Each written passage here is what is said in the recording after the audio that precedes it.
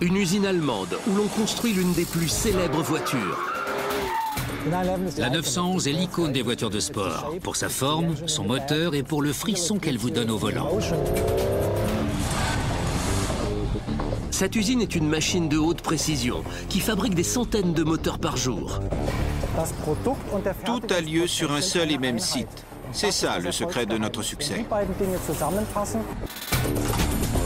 Automatisation, technologie de pointe et main-d'œuvre hautement qualifiée sont regroupés en un même lieu pour fabriquer 16 versions de la Porsche 911,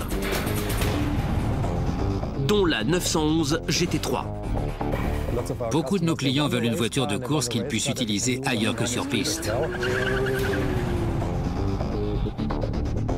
Depuis 46 ans, Porsche construit sa 911 à Stuttgart en Allemagne. Bienvenue dans sa mythique Mega Factory.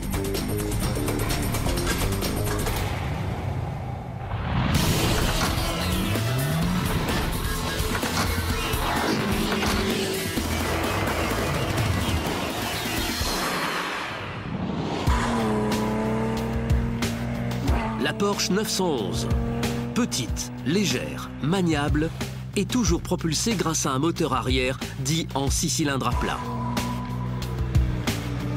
Elle permet sans doute la meilleure complicité qui puisse exister entre une voiture et son pilote. La 911 est comme un gant qui vous va parfaitement. Elle réagit instinctivement à vos commandes et vous procure une émotion intense. Cette expérience d'ordre quasi affectif est tempérée par l'aspect pratique du véhicule.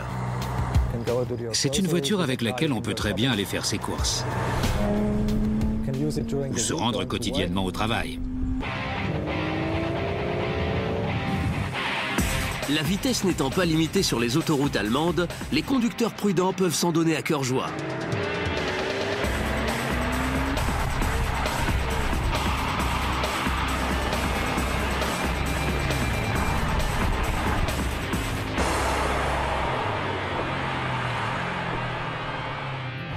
Il existe 16 versions de la 911.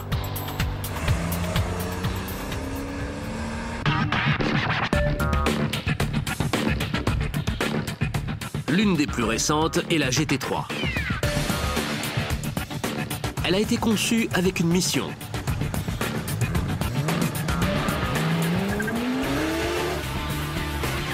La GT3 est le summum de la sportive à piloter sur piste.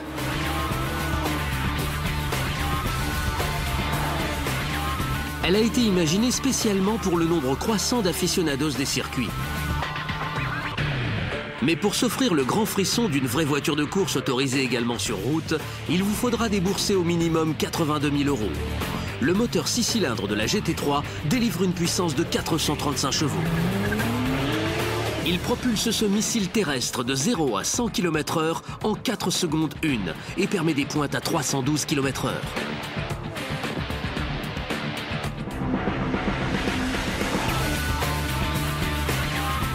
Elle a plus l'air d'une voiture de compétition que d'une routière. En fait, c'est une voiture de course autorisée sur route.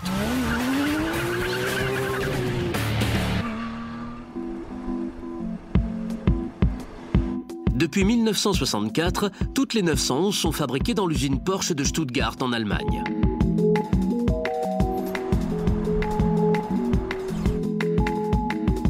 Le site se compose de plusieurs bâtiments industriels reliés entre eux.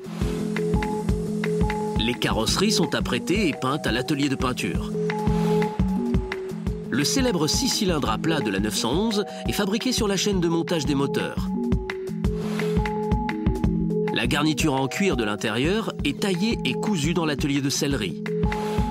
Enfin, toutes les pièces sont assemblées sur la chaîne de montage du véhicule qui comprend 117 stations différentes.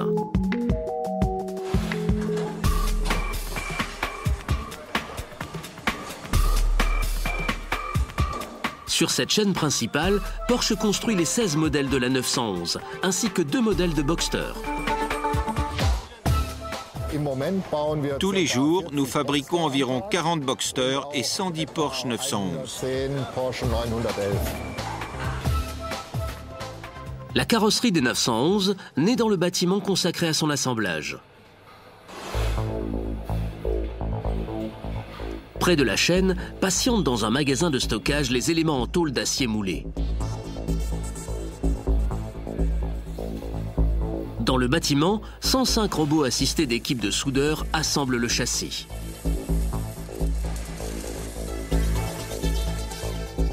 Ce dernier se compose de 3 éléments. Le compartiment avant, le plateau central et le compartiment arrière.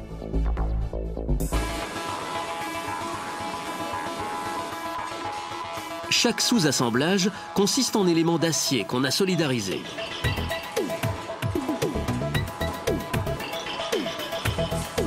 Un ouvrier soude par point le compartiment avant au châssis, pendant qu'un autre travaille sur le compartiment arrière.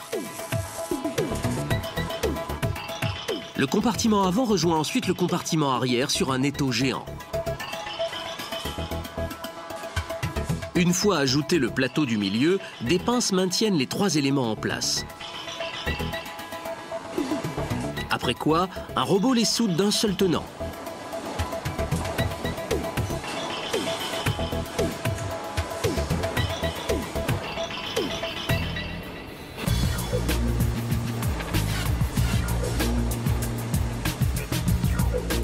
L'équipe de soudeurs utilise un bouclier thermique pour se protéger des étincelles brûlantes et aveuglantes. Son travail consiste à souder les joints métalliques inaccessibles au robot.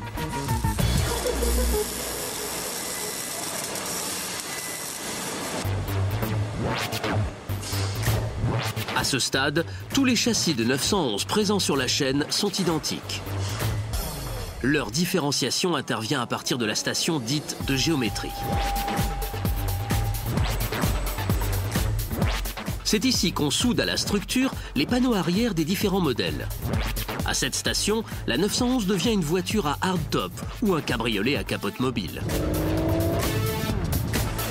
Sur ce modèle destiné à devenir un hardtop, les robots installent le toit solide.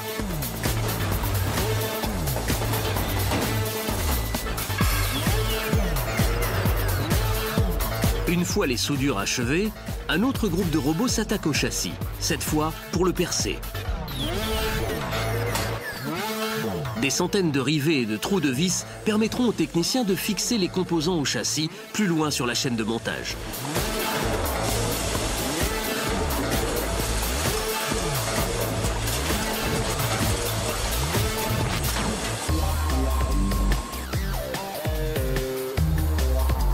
Puis, les robots choisissent les portières et soudent les gonds au châssis.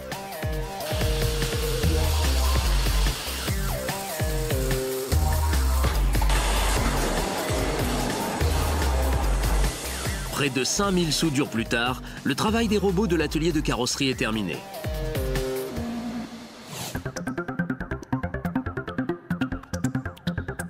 Les ouvriers spécialisés vont à présent monter l'habillage métallique extérieur qui donnera à la 911 sa silhouette avant caractéristique. Le processus commence avec les ailes avant. À la station suivante, on pose le capot avant.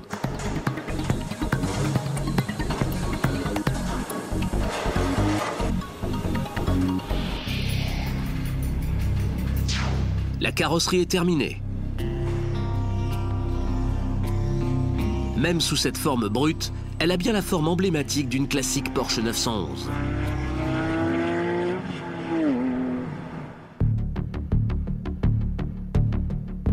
Une silhouette célèbre dans le monde entier depuis 46 ans.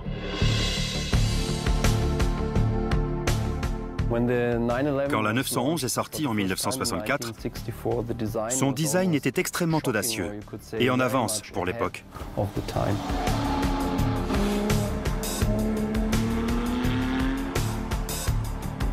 Les années suivantes, la forme évolue, mais sans connaître de véritable révolution.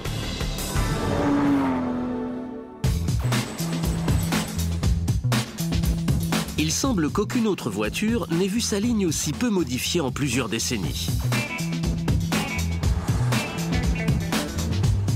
D'aucuns seront sans doute surpris d'apprendre que cette sportive haut de gamme fut inspirée d'une autre voiture célèbre, quoique bien plus modeste.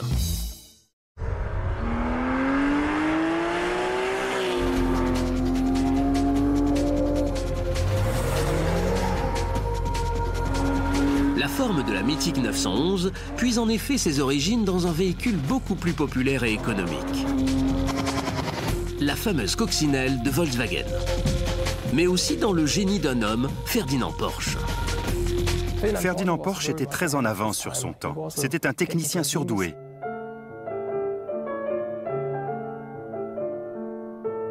Ferdinand Porsche était un concepteur et un ingénieur automobile autodidacte. En 1900, à l'âge de 25 ans, il a déjà réalisé pour une société autrichienne la première voiture hybride fonctionnant à l'essence et à l'électricité.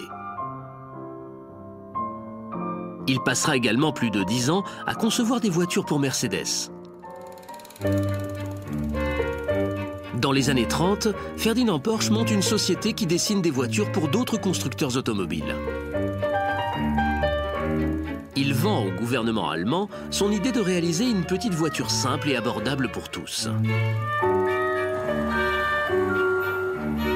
Cette voiture deviendra la coccinelle de Volkswagen.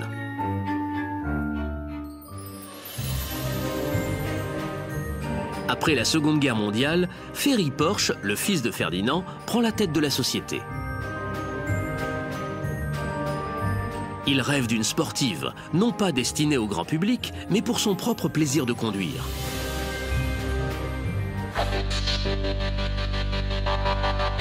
La pénurie des pièces détachées due aux conséquences économiques de la guerre oblige Ferry Porsche à utiliser des éléments de la coccinelle, tels que le moteur arrière 4 cylindres à refroidissement par air, la boîte de vitesse et la suspension.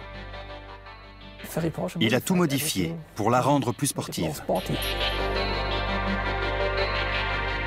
Ainsi, en 1948, naît la Porsche 356. En 15 ans, il en fabriquera plus de 75 000 exemplaires. Elle est la première sportive à porter le nom de Porsche.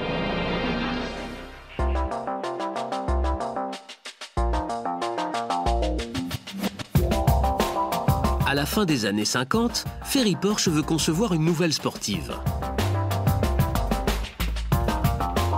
Cette fois, il insiste sur la nécessité de la doter d'un moteur plus puissant, à 6 cylindres. Il confie le design de ce nouveau modèle à son fils aîné, Butzi Porsche. Il a réalisé la parfaite héritière de la 356. Il en a repris la ligne classique, tout en l'effilant légèrement.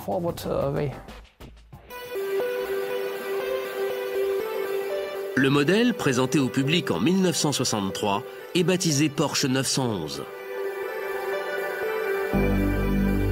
En l'espace de 46 ans, sa ligne ne sera revue que 5 fois pour créer au total 6 générations de 911. Je pense que le design de la 911 perdure sans problème parce que Porsche a toujours eu l'intuition du peu qu'il suffisait de modifier avec les années pour la rendre intemporelle.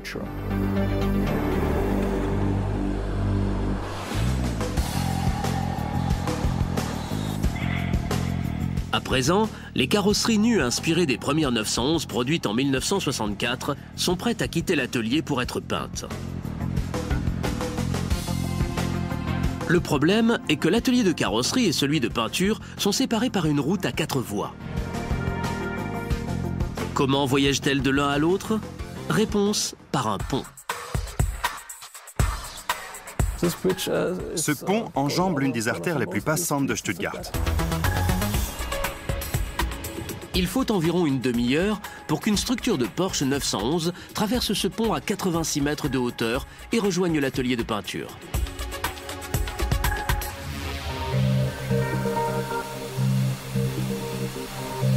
La première étape consiste à laver la carrosserie pour enlever résidus métalliques et graisse. Les carrosseries sont ensuite séchées par un courant d'air qui les débarrasse des restes de poussière. Une fois leur surface cliniquement propre, elles sont immergées dans un bain de 60 mètres cubes de peinture.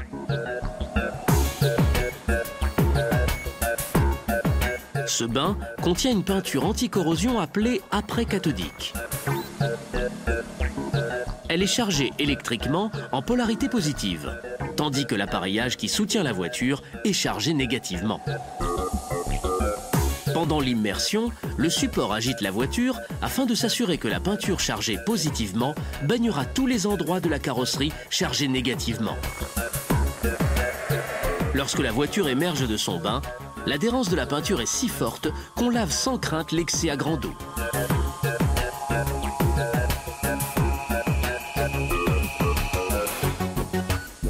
Puis, la voiture sèche 30 minutes pour stabiliser complètement l'après-cathodique.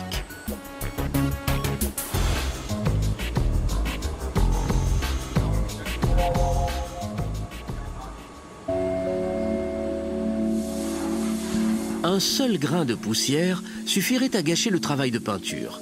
C'est pourquoi les techniciens époussettent la carrosserie par air comprimé avant qu'elle ne reçoive sa première couche. L'intérieur de la voiture est peint à la main.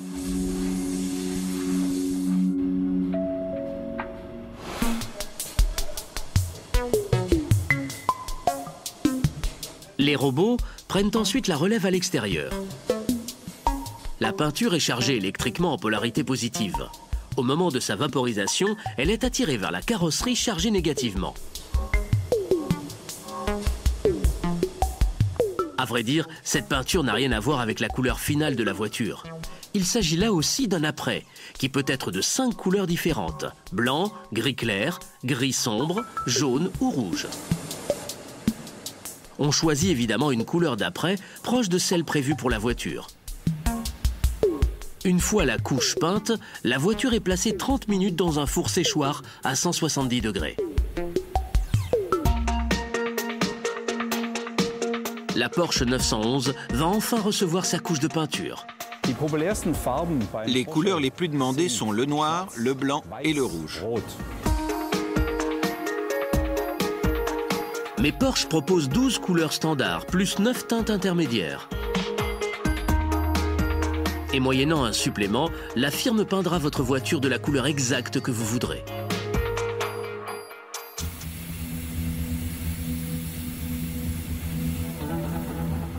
Étant donné le nombre de couleurs proposées par l'usine, la couche de peinture est appliquée à la main.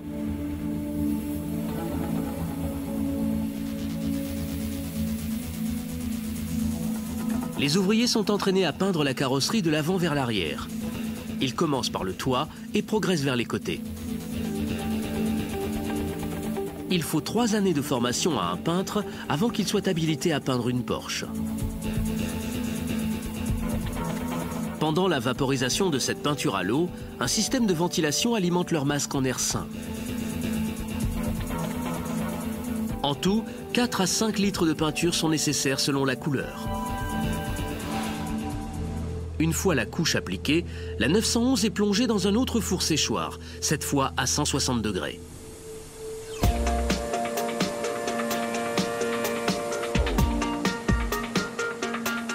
La couche finale est un vernis translucide à base de solvant, ici vaporisé sur une Porsche blanche. Cette couche étant de la même couleur pour toutes les voitures, elle est appliquée par un robot. Le robot est également programmé pour ouvrir les portières et revêtir les surfaces intérieures du véhicule.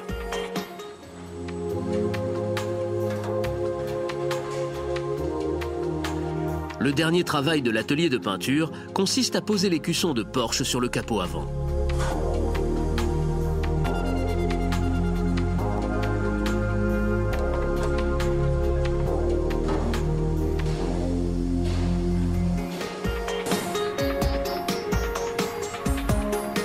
En tout, 8 heures de travail ont été nécessaires entre le moment où la carrosserie entre nue à l'atelier de peinture et celui où elle en ressort peinte et sèche.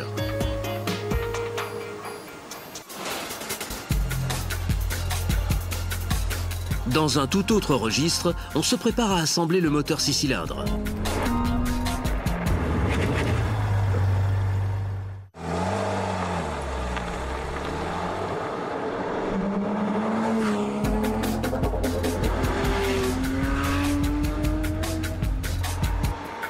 Depuis le début de l'aventure en 1964, le cœur de la Porsche 911 est un moteur à 6 cylindres. Mais pas n'importe quel 6 cylindres. Ces moteurs existent en 3 versions principales. Certains sont de purs 6 cylindres, couramment équipés de cylindres en V. La Porsche 911 a toujours utilisé un moteur dit à 6 cylindres à plat. Il est équipé de 2 rangées de 3 cylindres, horizontalement opposées l'une à l'autre.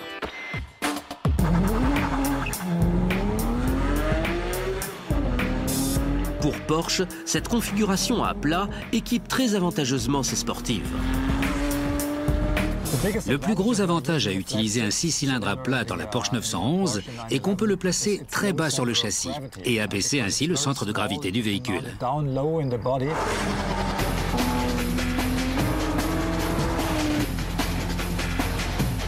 Et qui dit centre de gravité bas, dit meilleure tenue de route. Plus le centre de gravité est bas, plus la voiture reste stable à grande vitesse dans les amorces de virage.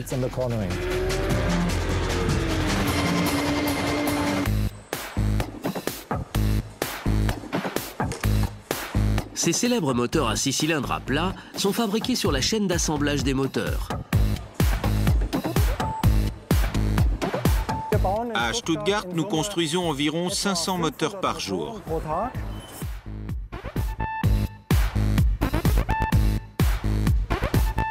Toutes les 3 minutes, l'usine produit un 6 cylindres à plat.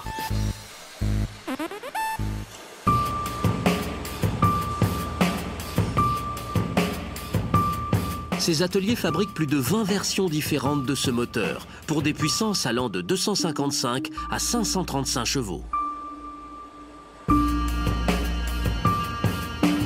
Chaque version possède de nombreuses pièces qui lui sont spécifiques.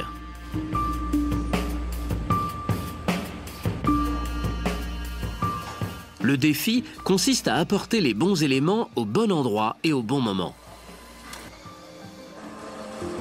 Pour ce faire, Porsche a développé un système de logistique automatisé.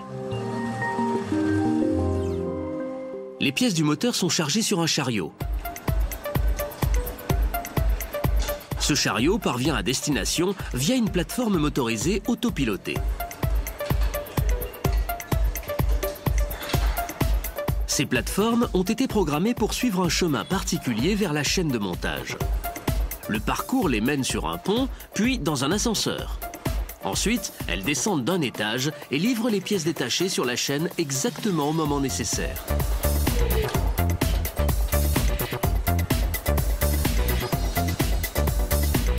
L'usine Porsche possède en tout 21 chariots programmés. 9 d'entre eux sont consacrés uniquement au transfert des moteurs terminés sur la chaîne de montage. Chaque moteur complété rejoint d'abord une zone dite de logistique. Mais comment ces plateformes savent-elles où aller et quel chemin emprunter? Tous les 5 mètres, des aimants incrustés dans le sol sous le béton servent de repères aux plateformes autopilotées, qui sont programmés pour se diriger de l'un à l'autre et ainsi de suite.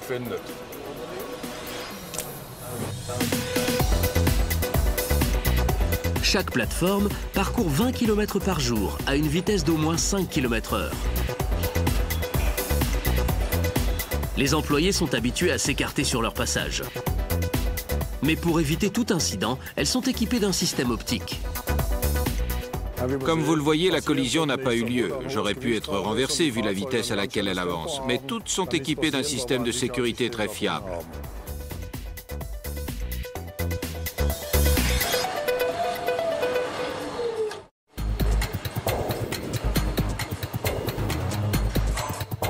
Pour chaque moteur 6 cylindres à plat à monter, la chaîne comporte 3 zones de livraison différentes.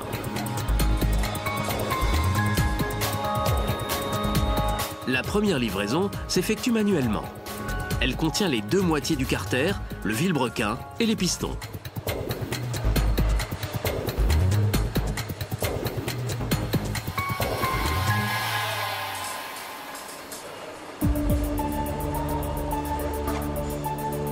Les pistons sont assemblés en début de chaîne de montage.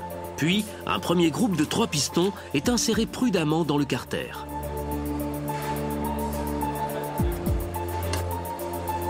Le vilebrequin est ensuite placé dans l'une des moitiés du carter.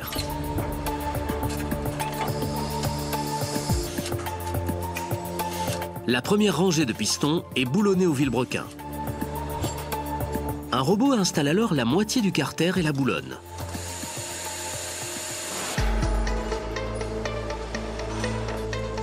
À présent, le moteur partiellement assemblé est transféré vers la chaîne principale de montage. Un robot convoyeur vient à sa rencontre. Il aide les techniciens dans leur manutention des éléments à assembler.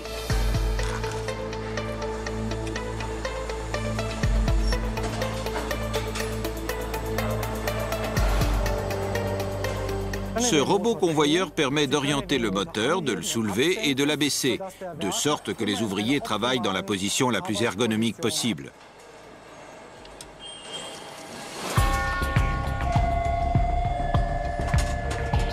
Deux stations de montage plus loin, un technicien met le robot à contribution. Il lui demande d'incliner le moteur afin d'installer les têtes de piston restantes.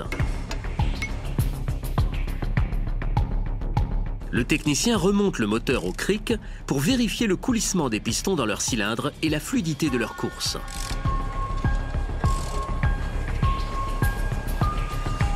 Puis, une des têtes de cylindre est placée d'un côté du moteur.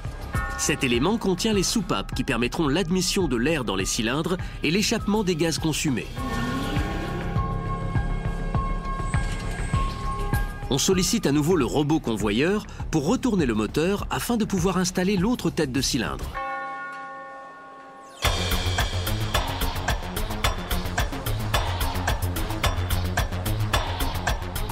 Toutes les 2 minutes 44 secondes, le moteur parvient à une nouvelle station de montage. Certaines sont gérées manuellement, d'autres par des robots.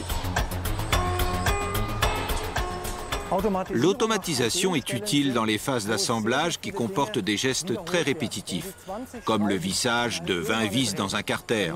Ce serait idiot qu'un employé soit affecté à ça quand un robot s'en charge très bien. En revanche, pour les assemblages complexes, il faut la vigilance d'un employé.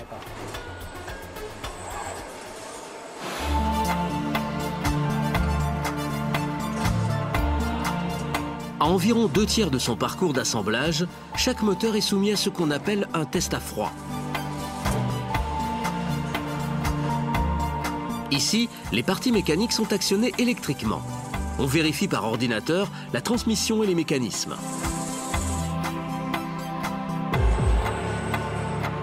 Une fois le test passé, on installe le collecteur d'admission.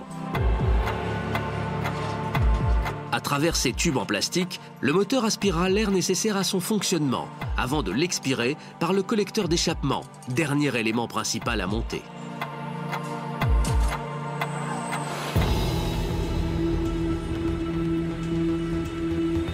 Un moteur sur 100 est extrait de la chaîne pour être soumis à un test à chaud, avec cette fois un vrai démarrage alimenté par carburant.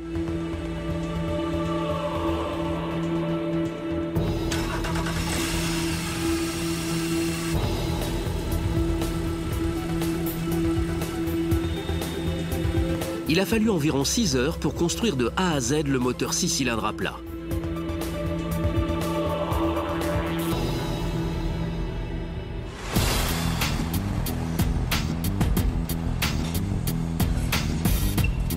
Au bout de la chaîne d'assemblage, les moteurs achevés sont emportés par les plateformes autopilotées. Ils sont stockés dans une zone dédiée avant d'être livrés sur la chaîne principale de montage où ils rejoindront leur voiture.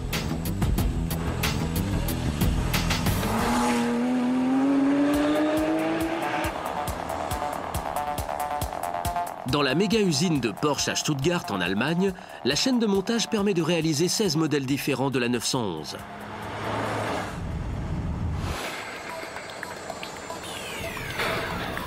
Chaque exemplaire de 911 voyagera environ 15 heures sur cette chaîne.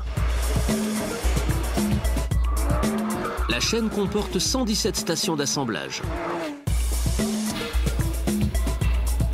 À chaque poste, les ouvriers n'ont que 5 minutes pour mener à bien leurs tâches avant de recommencer leur geste sur le véhicule suivant. Mais pendant qu'ils travaillent, la chaîne ne s'arrête pas. La chaîne avance en permanence, de sorte que les techniciens n'ont pas à attendre entre une voiture et la suivante.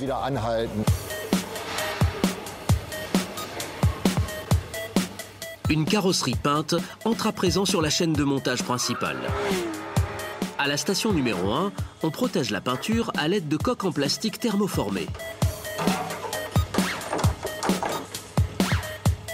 Puis, on démonte les portières afin de permettre un meilleur accès à l'intérieur tout au long du processus d'assemblage. À la station numéro 2, les techniciens glissent le bouquet de câbles à dispatcher qui constituera le réseau électrique du véhicule. À la station numéro 6, on pose le premier élément de garniture, le poste de pilotage, qui inclut le tableau de bord revêtu de cuir. Chez Porsche, le cuir arrive à l'atelier de sellerie sous la forme brute de peau de vache tannée et teinte.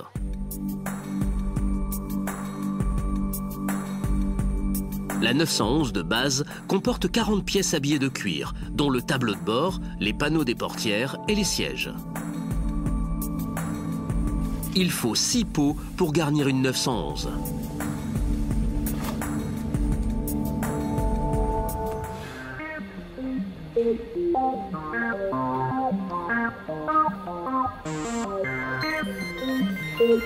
Celles-ci sont étendues sur une machine programmée pour les tailler aux côtés des objets à garnir.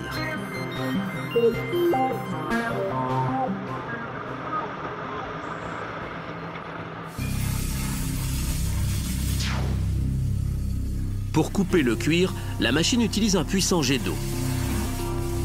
À la sortie de la buse, la pression est de 3000 bars, soit presque 30 fois plus que les appareils à haute pression utilisés pour nettoyer les façades d'immeubles.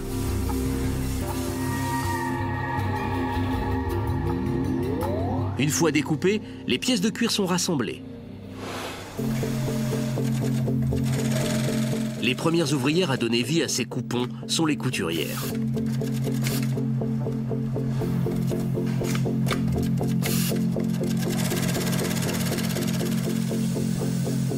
Puis, un robot vaporise de colle l'intérieur des pièces cousues.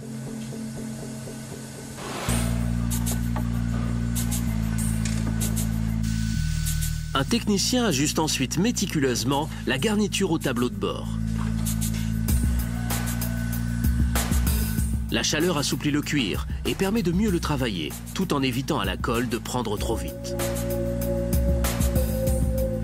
Le premier défi consiste à faire coïncider les coutures avec les rainures du support.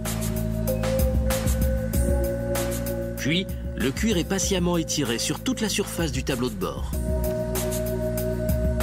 Une fois la pièce parfaitement habillée, le technicien coupe l'excès de cuir avec un couteau.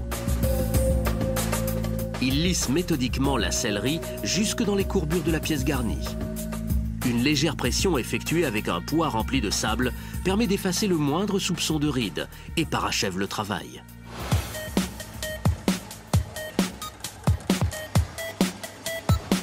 Une fois vêtus de cuir, les tableaux de bord sont transférés vers une zone de préassemblage située à quelques mètres seulement de la chaîne principale de montage. Là, on les équipe de leurs instruments de pilotage, dont les compteurs, indicateurs et colonnes de direction.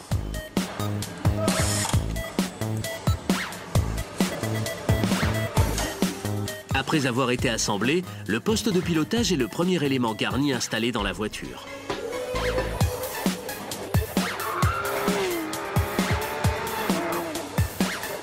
Notre Porsche 911 a passé 6 étapes d'assemblage.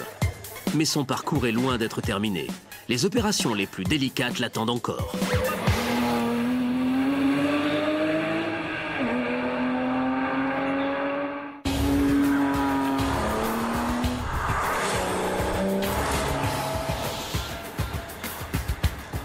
La chaîne de montage des Porsche 911 à Stuttgart comporte pas moins de 117 stations d'assemblage.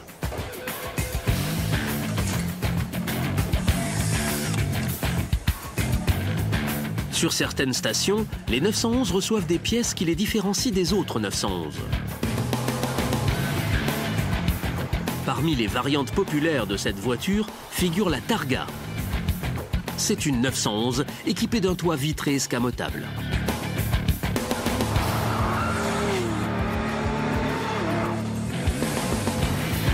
Quand une Targa arrive à la station 14, c'est pour y être équipée de son immense toit panoramique.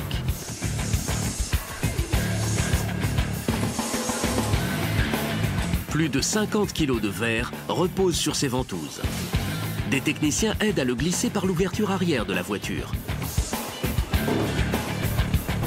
Cette pièce forme d'un seul tenant le toit de la 911 et sa vitre arrière.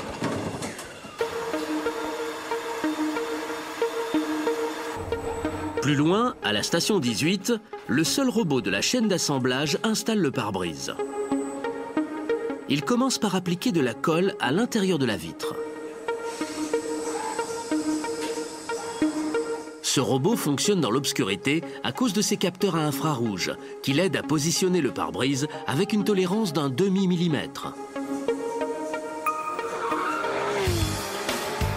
Station numéro 30.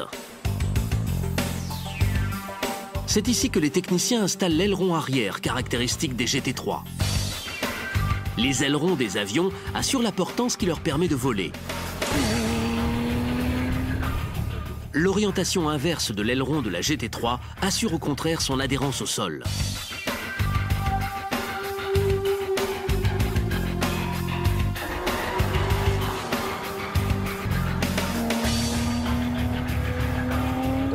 Plus la voiture va vite, plus elle crée une portance qu'il faut inverser afin qu'elle continue de mordre au sol pour maîtriser sa direction.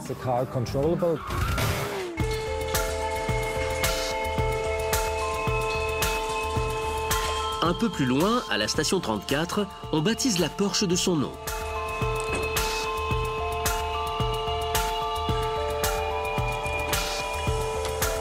Un gabarit en plastique maintient les lettres en place le temps de les coller.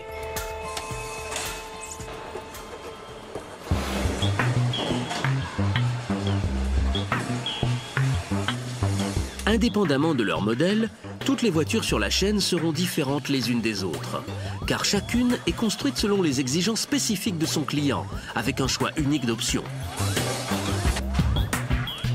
Cela signifie que les pièces à rassembler sont différentes selon les voitures.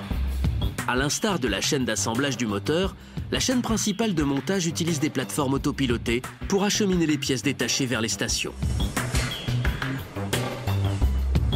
Les chariots utilisent ici un système de guidage optique qui leur permet de suivre un réseau de bandes noires peintes au sol. Mais comment cette chaîne perpétuellement en mouvement fait-elle pour ne pas laisser à la traîne les chariots et leurs pièces? Tout a été pensé avec génie. Il a suffi de relier les chariots à la chaîne.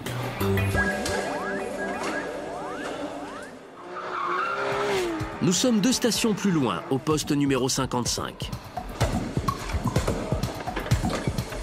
2 des pièces livrées sur l'un des chariots sont des radiateurs.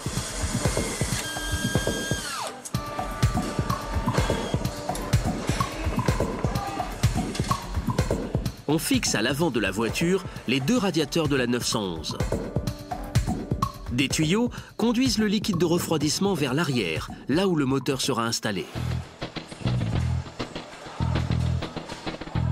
Le montage du moteur intervient à peu près à mi-course de la chaîne principale de montage.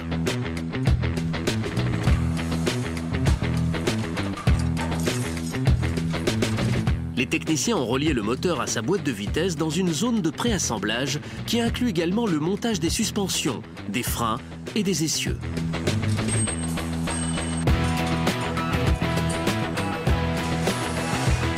Ce préassemblage a lieu juste avant l'un des moments les plus spectaculaires sur la chaîne de montage, le mariage du groupe motopropulseur avec la carrosserie.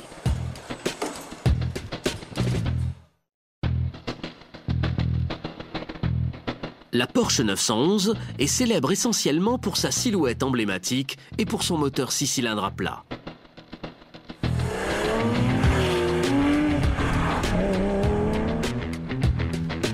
À présent, à l'usine Porsche, carrosserie et moteur sont sur le point d'être assemblés à mi-parcours de la chaîne de montage, sur la station numéro 61.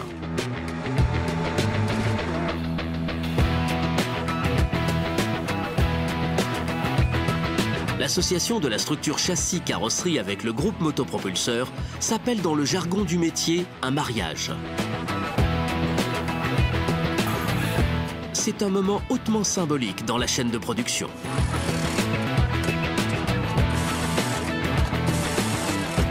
Toute la structure, patiemment construite au fil de la chaîne, est à présent boulonnée au groupe motopropulseur assorti de ses suspensions.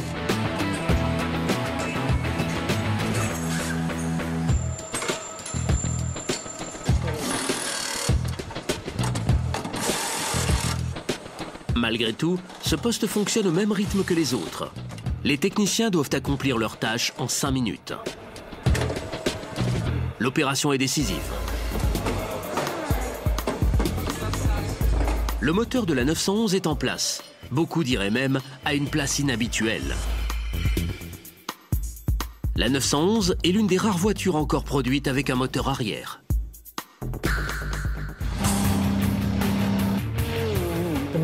L'avantage principal du moteur à l'arrière est la traction, puisque le moteur repose au-dessus des roues motrices.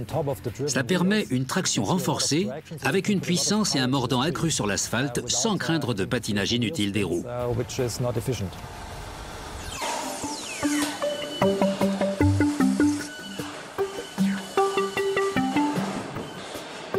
Retour sur la chaîne à la station 77. Notre 911 a beau avoir quitté l'atelier de carrosserie il y a près de 17 heures, on achève seulement maintenant la carrosserie en y ajoutant les pare-chocs avant et arrière.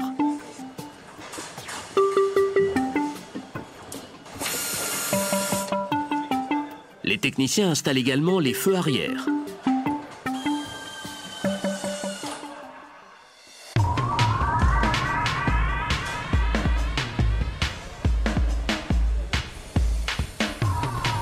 Station 83.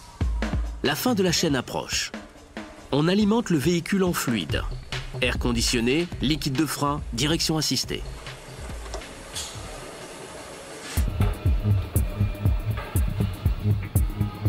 Mais la voiture doit encore être équipée de ses roues et de ses pneus. L'opération a lieu à la station 98.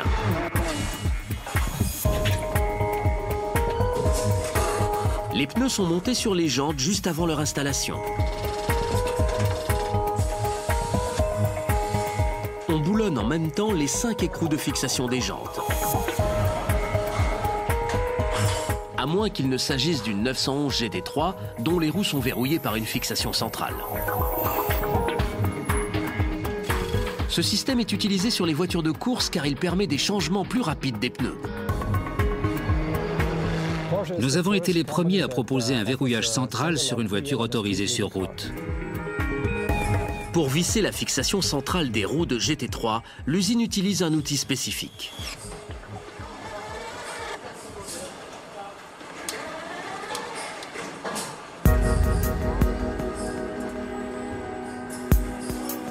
Une fois les roues montées, notre Porsche semble être prête à rouler. Mais il faudra encore un peu de patience. À la station suivante, numéro 99, les modèles dotés d'un hardtop reçoivent leur vitre arrière. Un élément dont la 911 est pourvue depuis 1964. Si la voiture arrivant à la station 103 est un cabriolet, il lui manque encore une pièce essentielle, sa capote.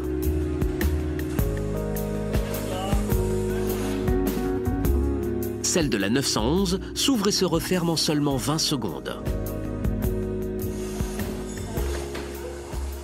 La fin de la chaîne approche. Station 110. On remonte les portières démontées en tout début de parcours.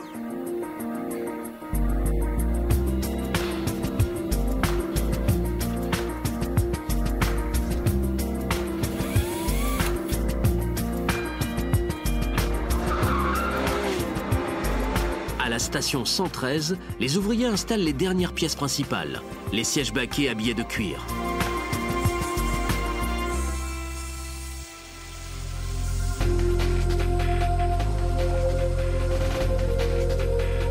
À présent, on remplit le réservoir de 18 litres d'essence. L'instant est solennel. Premier démarrage. Le premier banc test simule une route chaotique.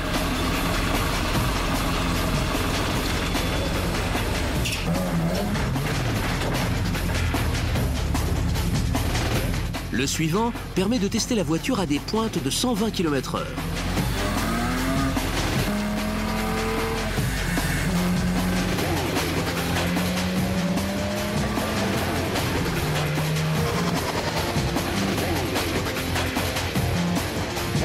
L'inspection finale prend environ 2 heures.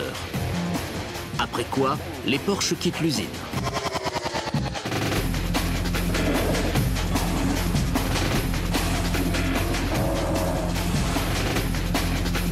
Un poids lourd les emmène vers l'entrepôt d'où elles seront dispatchées vers les concessionnaires Porsche du monde entier.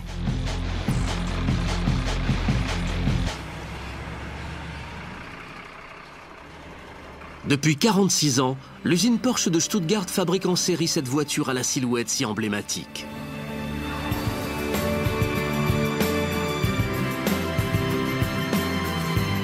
À mesure que la 911 a évolué, les procédés de fabrication se sont modernisés.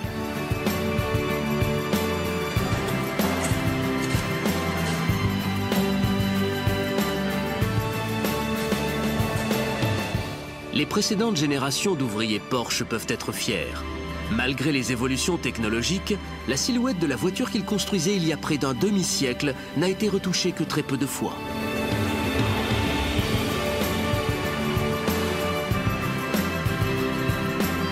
Aujourd'hui, 3 générations d'ouvriers spécialisés sur les chaînes de montage des 911 peuvent s'enorgueillir d'avoir participé à la diffusion d'un mythe international. L'usine Porsche à Stuttgart, en Allemagne, méritait vraiment de figurer parmi nos méga factories.